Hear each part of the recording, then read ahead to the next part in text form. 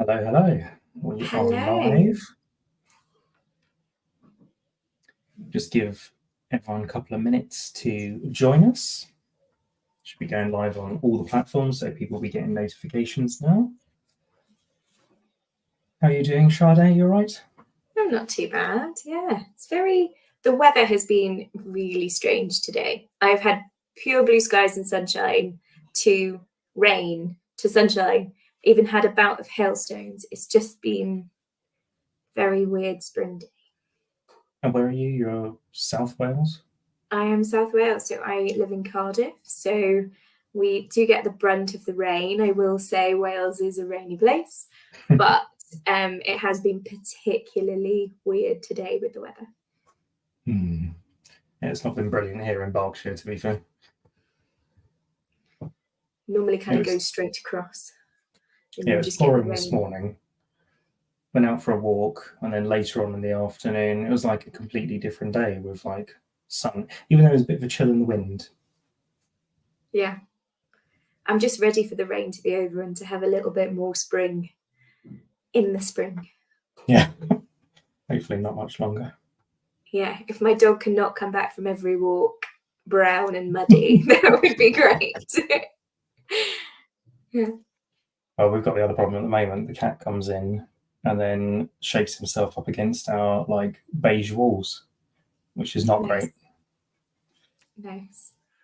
We'll just give everyone another 2 minutes, I think, then we'll start. Welcome, everyone, if you just started joining us.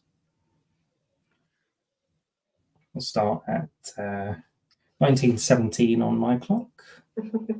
Just give everyone a chance to join. Yeah.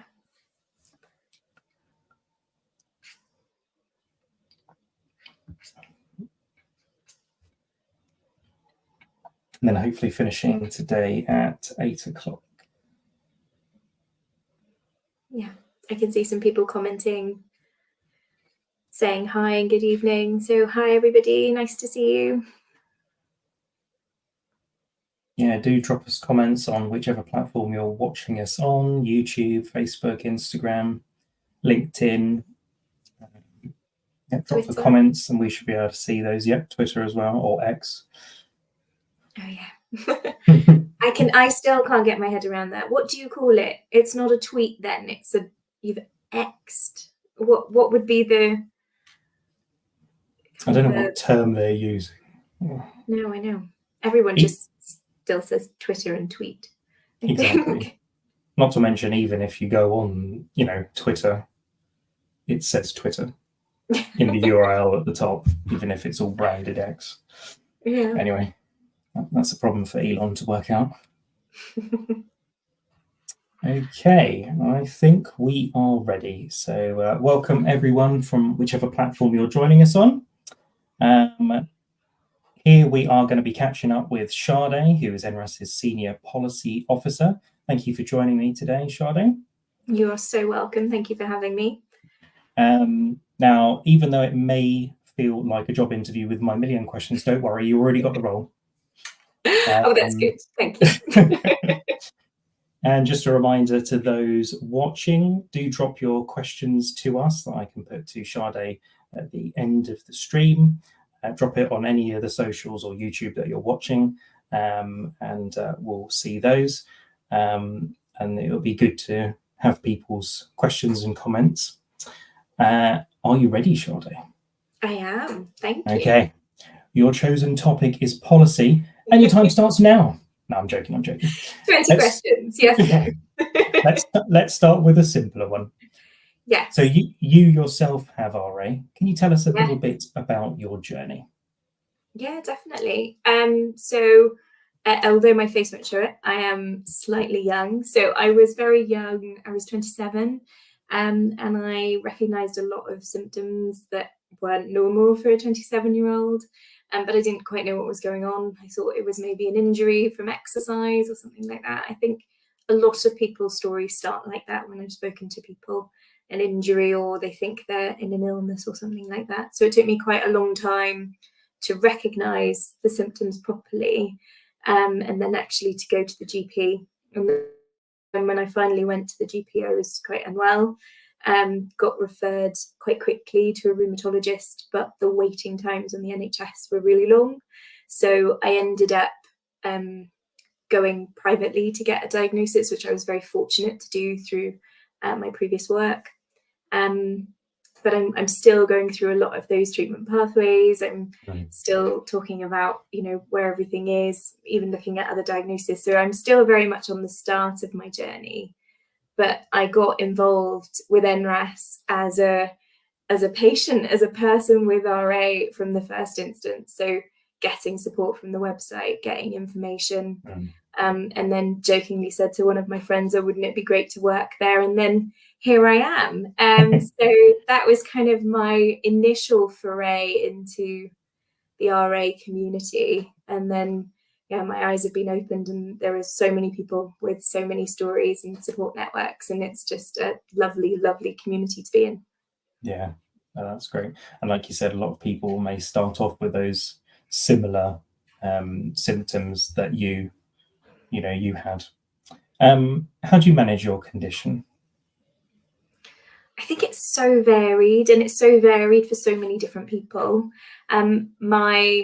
My main thing of how I manage it is I just really try and manage like day to day and how I'm feeling and how I'm doing. I'm very fortunate to be able to work from home, so that gives me an awful lot of flexibility on days that I'm maybe not feeling as well as others.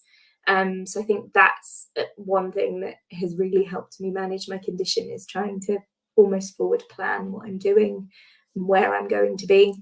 But I have made a lot of changes in my personal life to try and kind of alleviate some of the issues. I get an awful lot of kind of fatigue and can get very tired. So it's about managing what you're doing and, when you need to do it. But for everybody with RA, it is so varied, and everyone will know day to day is sometimes very different.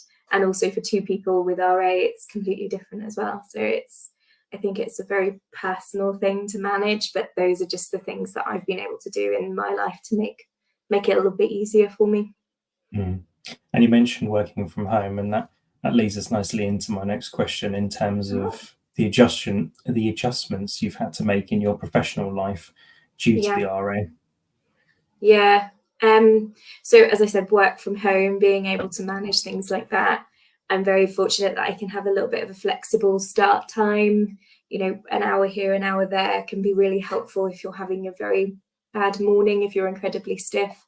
So being able to start at 10 rather than 9 can sometimes just give you that extra hour to have a bath or try and do a little bit of light exercise, something to just kind of ease you into the day. So that's one thing that is a huge help, I would say. And as I said, fatigue is a really big one. Anyone with a chronic condition or inflammatory condition will know fatigue can be really bad. So being able to structure my day in that way or finish early and it makes it a lot easier to manage.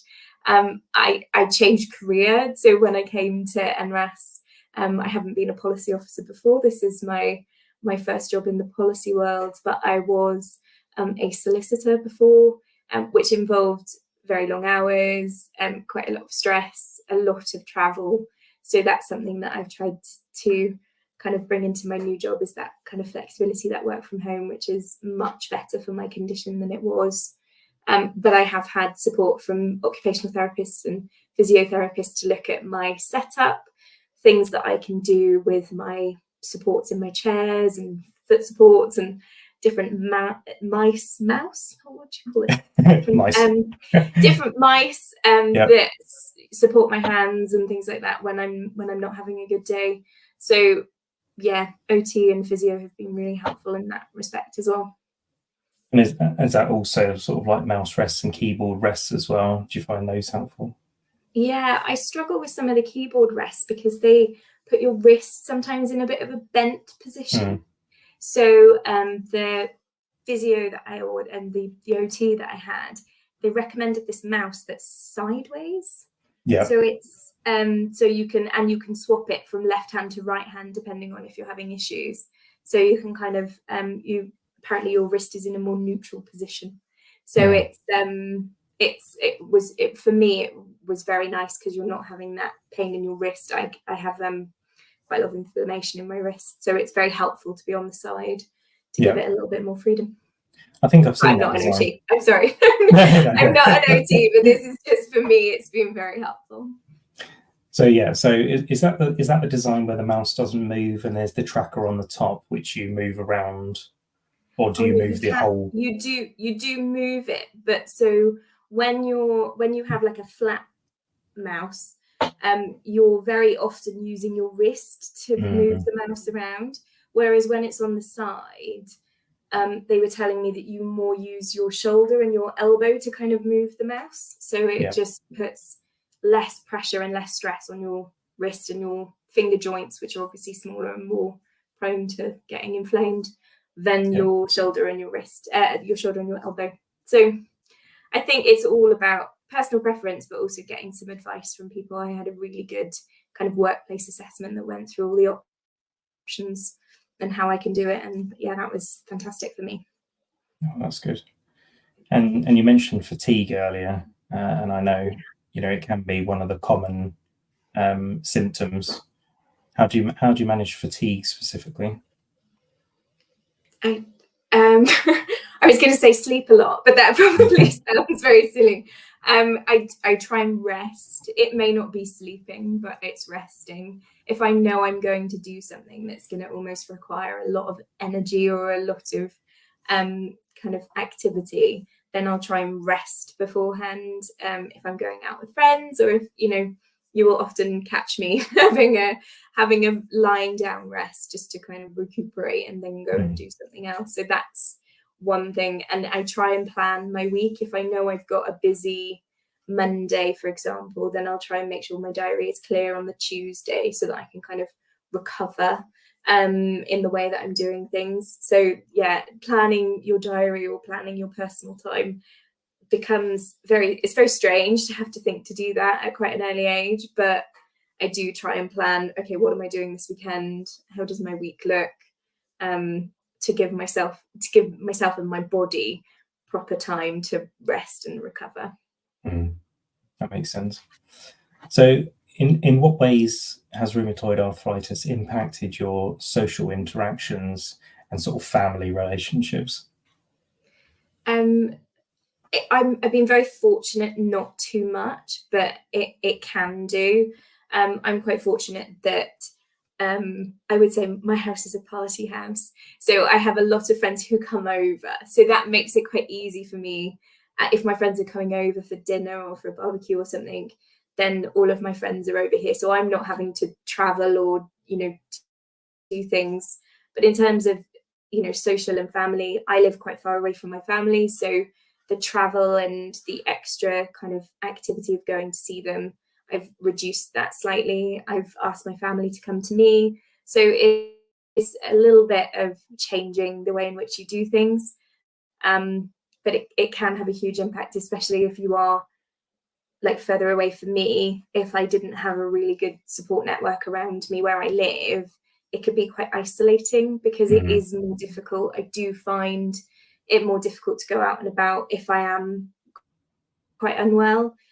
If I am quite unwell, I'm probably not going out, so it can really impact friendships. Or if you have a flare up and you've made arrangements but you can't go, you feel guilty that you can't follow through on promises or things that you've said. So that can be quite difficult. It's almost you feel like your body's failing you, I suppose, that you've made these plans and your brain wants to do them, but your body's just saying, but not today, maybe tomorrow.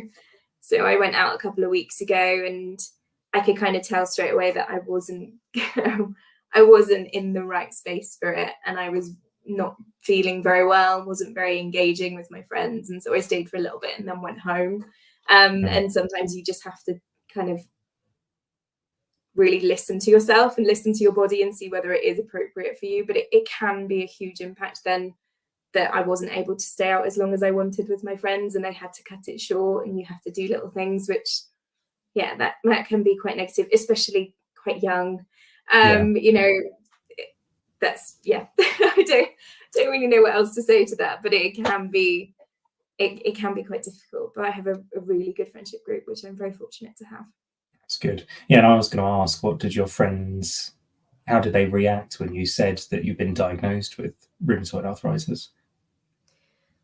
So some of my friends are nurses and doctors, so that was quite easy. And their immediate reaction was, "Oh no, that's awful." And I was like, "Yes, thank you, thanks for the positive reassurance." And some of my other friends, they had never heard about it. It's not. It is common. It is common in terms of autoimmune conditions, but in my age group, it is slightly more uncommon. So it was a lot that they were willing to kind of educate themselves and look at what actually is this, what are the consequences.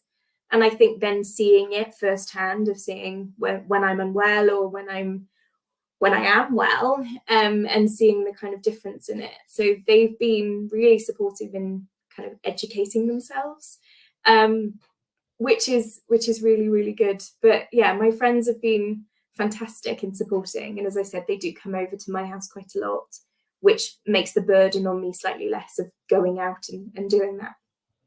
That's good. It's good that you've got those people around you. Now, obviously, we've touched on like the physical impact that the condition has had on you and in the relationships, but the other bit that sometimes gets forgotten is the emotional and psychological aspects of living with like a long-term health condition. So how do you manage that? I don't know whether manage. I think I cope with it. I think it's something that you definitely have to get your head around, and it took me a while. I was very determined at one stage it would never affect me at all, and I would live my life exactly the same as I had always done it. And I was very stubborn and very, very strong-willed, and then you realize that actually no, this is something that takes a massive toll on you, so you are going to have to make some adjustments.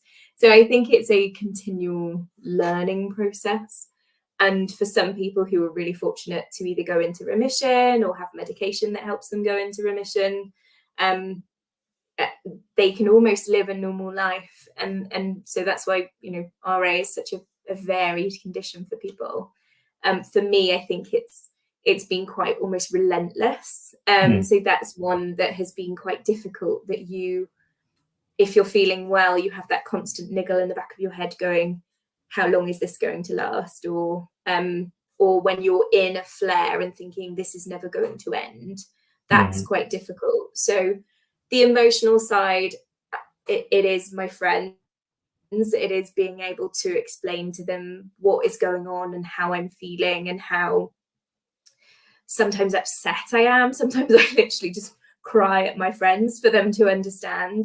But it takes a huge emotional toll on you, and I think you do have to be quite sure-headed and strong-willed and kind of get on with it. But bearing in mind that mental health issues with RA are really common, especially in your first couple of years of diagnosis, thinking about this may be the rest of my life that I'm going to have to kind of get to grips with this condition. I'm kind of fortunate and unfortunate that my father and my grandmother have very similar outcomes because they've got similar conditions. So I can kind of see a projection, which is somewhat good and somewhat bad, because medicine has come a long way since my father and my grandmother were diagnosed. So I'm hopeful that medication will help alleviate some of the kind of long-term problems that they've got from it.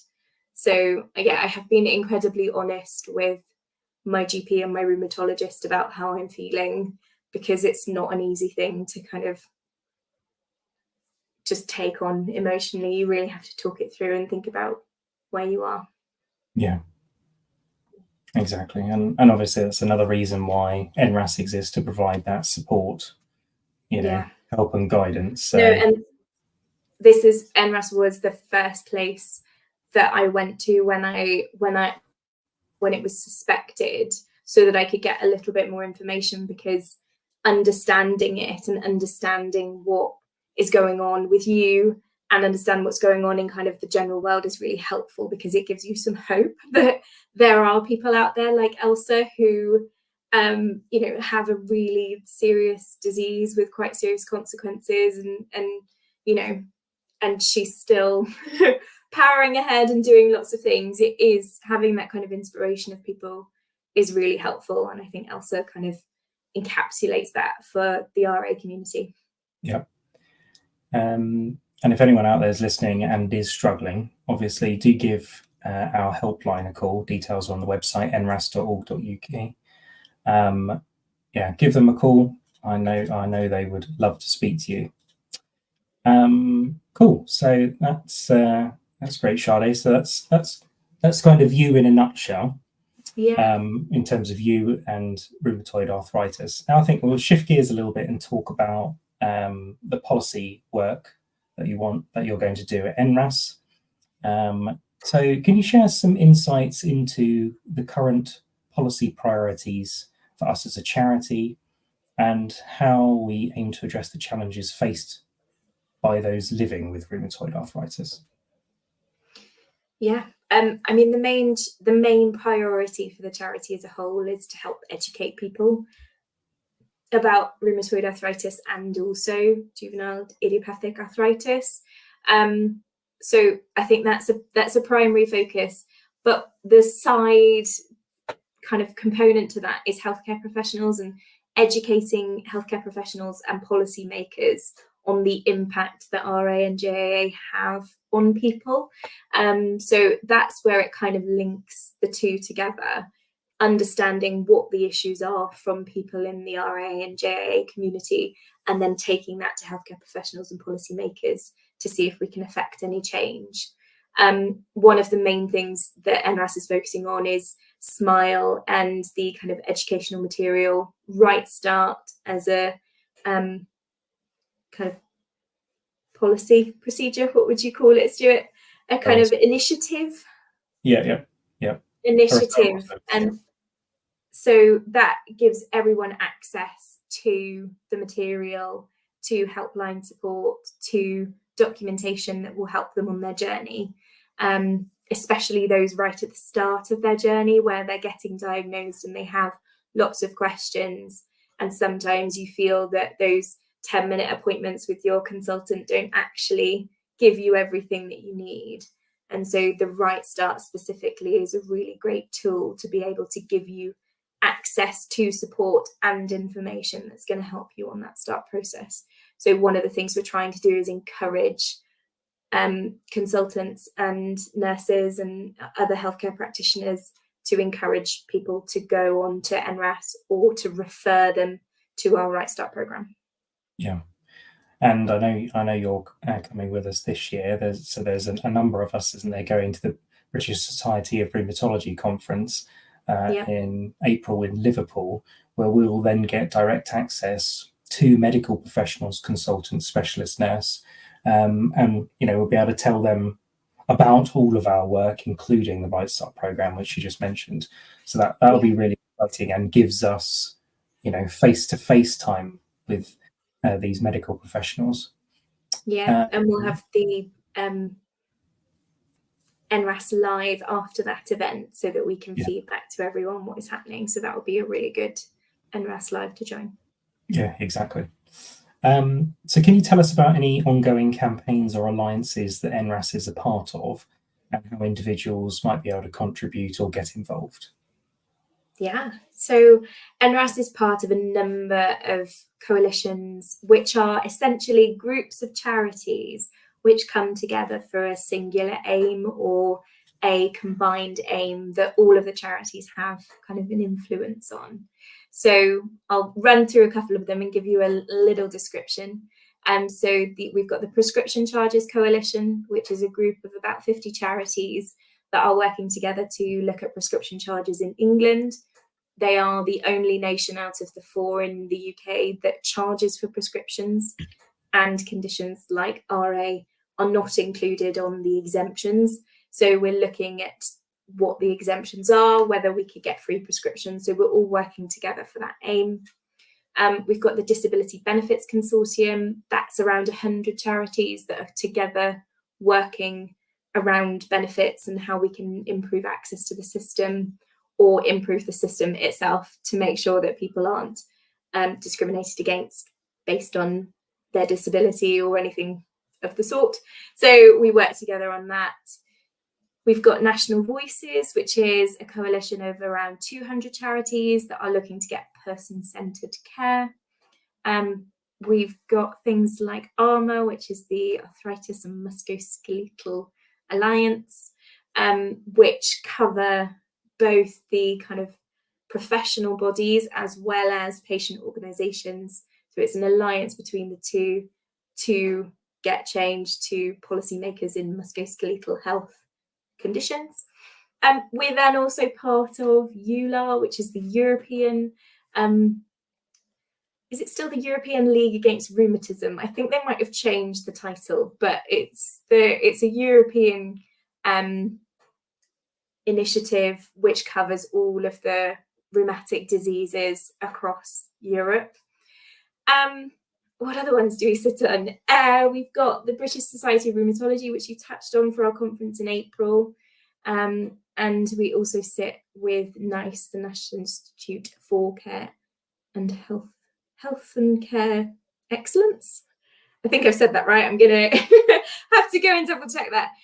So we sit on their health technology appraisals for medications and responding to consultations and things like that. So that's just a rundown of who we work with, which is actually a huge number of coalitions and other boards that we sit on, which is really important. Yeah, it is. Thank you. Oh, sorry, I didn't answer the last part of your question, which is how can people get involved?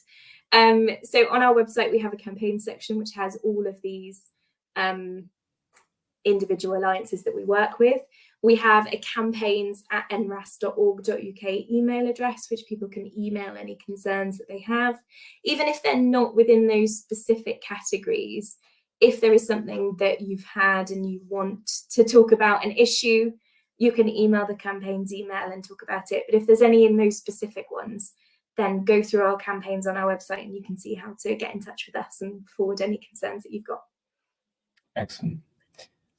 Just a reminder for everyone who is watching, if you've got questions for Sadé, please do pop them in the comments section on whichever platform you're watching us on, and I can put those to her at the end of the stream. So obviously NRAS is proud to be a patient-led organisation. So how do we engage with the community to ensure that the voices of those affected by rheumatoid arthritis are going to be reflected in your policy work? That's a really great question. I think the starting point is obviously we are led by our patient champion, Elsa, who has RA. There's also a number of us who work in the organisation who have RA. So we are an organisation for patients with rheumatoid arthritis, but we're also an organisation who has it as well. So I think even from the starting point, we've got a really good understanding of what is happening from our kind of patient population as well as us and our members. So that's the kind of starting point, but we've also got a huge amount of volunteer groups who all meet and they can feed back various information to us. We have Helpline, which you've mentioned. So that's a service from Monday to Friday where people can ring in with any concerns that they've got, any questions. And Helpline are fantastic at being able to provide you with kind of education, but as well as emotional support and kind of talking through the issues. They are a fantastic team who just, I cannot I cannot say how fantastic they are, but if they have any questions or you have any questions for them that they can't answer, they will find the answer and then call you back or send you an email. So even if they don't know it off the top of their head, they will be able to try and find it for you. So that's really helpful because as a helpline, they can come to me if they're having any frequent calls or if there's any specific issues that people have raised. Sometimes that has been kind of shared with me to say, not this specific person, but we had a call that related to this. Is this something that we're working on? So that's really helpful as well. We've got our online platform called Within Health Unlocked, which provides an online space for people to raise queries or questions, or have comments. So that's monitored by the helpline and information and support team, so they can also help you that way. But again, it all gives us, I look at Health Unlocked and see what people are talking about, whether it's a brand of shoes that helps their feet most, or things that are really helpful for people on the ground. So that's where it is. And our main thing is that we do surveys, we do social surveys to look at collecting information from our members and from the RA community to get information. So that's one I will definitely be touching on in a little. I may touch on it now. So we're doing a Welsh survey, so that's the next on our agenda. So definitely something that maybe we can talk about in a minute. But yeah, social surveys to get quite a lot of information from people. So that all of that together is then fed into what is going on for policy work. And then we also just look at what is happening in the world and in kind of policy, and see what would be relevant to people with RA and JAA. Yeah. And like you said, those surveys are so important. And it is amazing that our community, not only just on Facebook and our e-news blasts and on Health Unlocked, very responsive to those surveys, which we then use for, multiple outcomes. Yeah. So, and go on. Sorry, I was just going to say, and those surveys have been so impactful in what you can achieve from them and the information that it provides us. And sometimes they are very long, but they do provide us a lot of really important information that we can then take back and say, this is what the RA community is saying to us, and this is what we need to change. So speaking of impact, have you got some, I know you've only been in the role a relatively short amount of time, but is there some successes that you can share with us? Yes, there is. So I don't know whether we would class it as successes or wins, but some of them definitely are, because it's just we're continuously working. It's never going to be perfect, so there are always things we're going to be able to find. But I would say some of the biggest things that I've seen NRAS do, because I obviously, as you say, I wasn't here, but after many years, I know the team worked with NICE on biologics and advanced therapies. And that's one thing that they got the categorization changed for some people. It used to be that you had to have severe to get access to those advanced therapies, and it's been reduced, or the boundaries have been changed. So moderate is now the categorization. So that is it's a huge success in the fact that it would impact, I think the statistics I looked at was about 26,000 people would potentially have access to these medications where they didn't before, because they weren't classed as severe enough on a DAS score. So that was a really big change with NICE and NHS England to get that changed. So that was something that I know the team worked on for a number of years, and that changed, I think it was 2021 from the top of my head. And so it's a fairly recent change. We also did a survey a few years ago on Wales and the state of play, as we called it, in Wales. We worked with the British Society of Rheumatology to get an understanding of what the picture was in Wales. Sorry, I'm not making sense, but I will continue. There was no paediatric centre in Wales at all for JIA, and that is one thing that came out of that most recent survey, was that there wasn't one. So after a lot of campaigning for a number of years, there was a paediatric rheumatology centre set up in Cardiff. So that is the only one at the moment in Wales, which was a huge achievement, because previously it was being dealt with by adult consultants on a part-time basis. So having a dedicated centre in Wales was a huge achievement. But yeah, we are continuously campaigning and doing policy changes and responding to things so that we can try and improve the landscape for everybody with rheumatoid arthritis. Excellent. Then on my last question. So with the general election coming up at some point this year, what are NRAS's plans, and how do you anticipate they will shape the future of rheumatoid arthritis advocacy? I think the question is when. So when the general election comes up, I think there's going to be a huge push for the NHS, regardless of whose manifesto you're reading. I think the NHS is a huge issue. When you're looking at YouGov polls, the NHS is coming up every time as a really important issue for the country. So it's definitely going to be a big priority for us to see how that is working in the sphere of rheumatology and what support there is for individuals with RA through the rheumatology, and ensuring there isn't disparity, because healthcare and the NHS is devolved, so that means it's dealt with individually by the 4 nations. How that is going to play out in this new general election, so that's going to be something we need to give quite a lot of time to. And Wales specifically will be a focus for us, as I kind of alluded to. We are going to be doing a survey on Wales, and we're hoping to get that out soon. So you will hopefully see that in your inboxes and on our social media, because we had some Welsh lottery funding to be able to undertake some work within Wales. So that's something that will be a focus for us kind of over the next 12 months, in between any things that happen on the general election. And we're hoping to be pulling together, whenever we have the notification that an election is happening, some constituency packs. So that will be information for our members around the constituency information for RA in your area. Any questions you might want to ask prospective MP candidates. So that will all be making its way to you. We're also then working and getting in contact with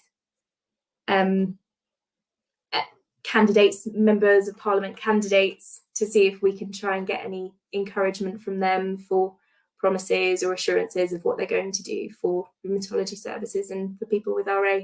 It's going to be a busy 12 months, I think. If we know the election's going to be before January 2025, which it has to be, I think we're going to be very busy.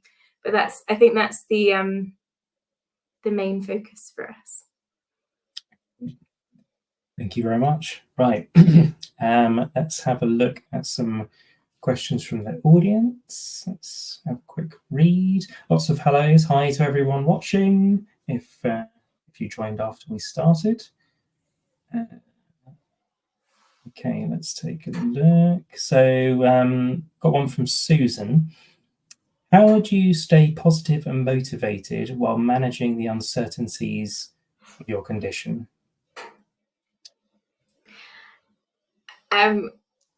Looking at the really small things. So I've got lots of tulips in my garden at the moment.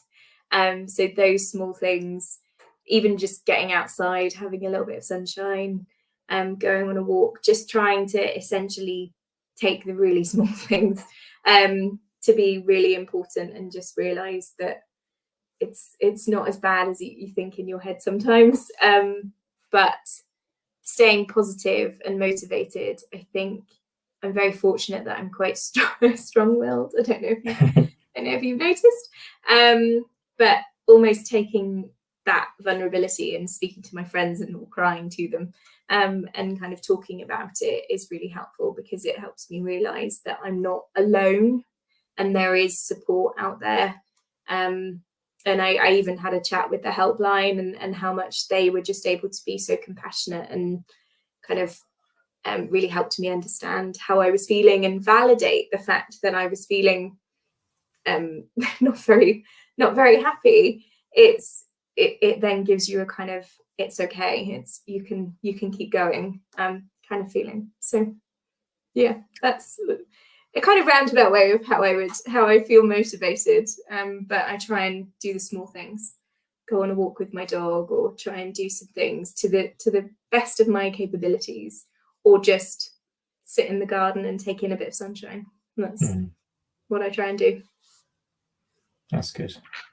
Let's have a look at another one. So we've got at CliveHood4 on Twitter /X, depending on your preference. Have you had to modify any of your hobbies or leisure activities? I guess that's from pre-diagnosis, when you started getting the symptoms to after you were diagnosed. I think that's what he's asking. Yes, definitely. I wouldn't say I was a gym nut, but I definitely went to the gym 3 or 4 times a week. So that's something that I had to change, that I wasn't doing the same exercises maybe as I was doing previously. So trying to look at gentler exercises. So just going on a short walk or things like that, trying to get outside and do things. I took up crochet in lockdown. Crochet and knitting was something that I did. And then when I was having trouble with my hands, I really struggled to use the very thin kind of implements. So I did buy some like comfort grip ones. So they had very big handles. Or I saw online that you can kind of cut holes in tennis balls and put them in so that it's slightly easier to use than having to use very small ones. So I did look at some adjustments there to kind of continue with my crocheting, which is a very fun. It's really fun, actually. I enjoyed it as a hobby. You're looking very like, I don't know what to think about this, but it is actually really, you can create some really cute things. And I had a baby niece and a baby nephew, so I was able to kind of crochet them little hand rattles and things like that, which was very sweet. So yeah, kept me busy over lockdown. I don't judge things I haven't tried. So you've done it, and if it's working for you, I'm happy for you. That's what I had to change. Excellent. Okay, just looking at the time, so I think we are done. So thank you very much, Sadé, for giving up part of your evening and joining us today. I'm so welcome. Thank you. Thank you for everyone who joined online and has given such lovely comments. Yep. Thank you to Anita, who's on tech support behind the scenes. If you're watching this live, thank you for joining us today. We have loved the company. If you're watching this back, then please leave a like and don't forget to comment below and subscribe. We are on many, many social media platforms, so do follow us on Facebook, X, or Twitter, Instagram, LinkedIn, and Health Unlocked. That's it for today. Take care and goodbye for now. Thank you so much. Bye, everyone. Bye, everyone.